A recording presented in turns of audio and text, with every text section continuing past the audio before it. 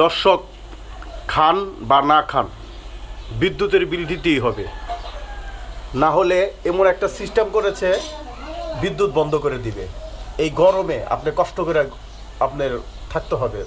আর যে গরম 40 degree 42 degree যদি আপনার থাকে, রোদ থাকে, গরম থাকে, তাহলে তো বুঝে নিই।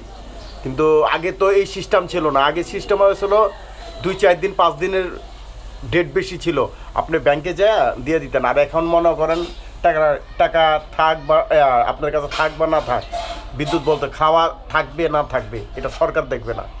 যে এইভাবে আমরা আর কি কষ্ট করতেছি, এই দিনটা মনে হয় আরও খারাপ যাবে। টাকা থাকতে, অল্প টাকা থাকতেই মিটার বন্ধ করে দেয়, বুঝাইতেছে যে আবার টাকা ভরেন।